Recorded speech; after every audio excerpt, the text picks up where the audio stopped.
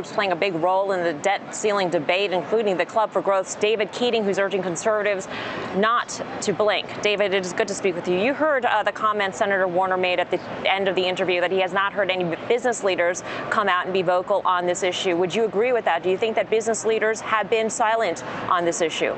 Well, I don't think they have been at all. The U.S. Chamber and some of the other groups have been pressuring Congress to pass just a simple increase in the debt limit. And I think that actually would be irresponsible. And I do agree with much of what Senator Warner said, which is we've got to do something about this debt problem.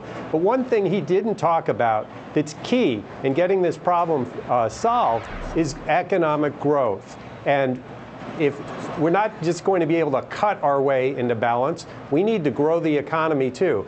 And that's one of the things that I think Obama has not done well. He's created a lot of uncertainty.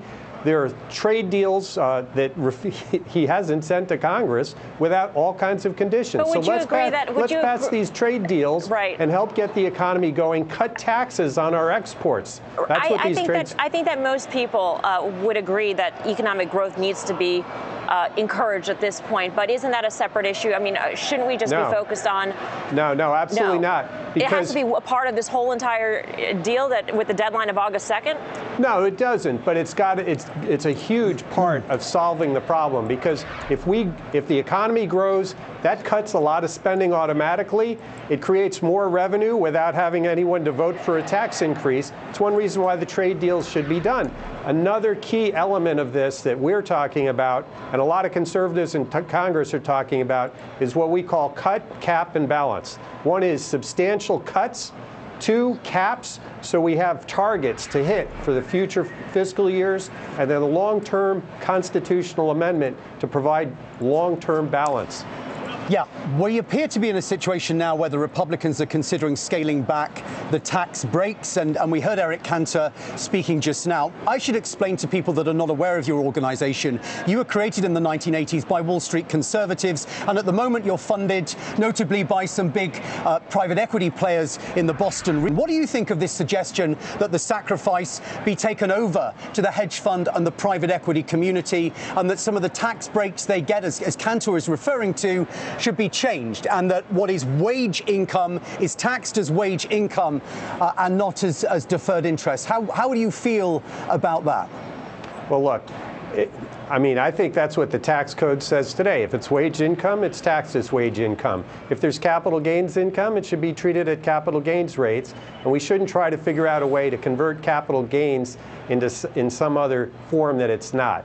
So, this is highly technical. That being said, it's clear that our tax rates are too high. Even former President Clinton recently said our corporate tax rate is not competitive worldwide. So we need to do things to bring that tax rate down, and that's another thing that will help grow the economy, grow jobs here. It's got to be part of the equation. There's not enough focus on it. And you've made that very clear. Let me ask you just one more time about the revenue enhancement and the tax breaks that pertain particularly to your supporters. Do you think that they would be willing to give up some of that to get the debt ceiling down and to get further sacrifice on Medicare, Medicaid, and Social Security? Would that be fair? Is that shared sacrifice in your view? I think there's a way to get increases in revenues without hurting the economy and without raising taxes.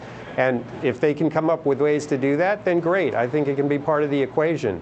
But we don't need, and it's not going to help, get the budget into balance or get the budget under control if we have tax rate increases and tax increases that are going to hurt economic growth. It's just, you can't claw your way out of a hole if you're pushing the economy down. David Keating, thank you very much for your time. Thank you, sir. You're welcome. Thank you. And it's interesting, Simon, we are having this discussion as the clock is ticking, obviously.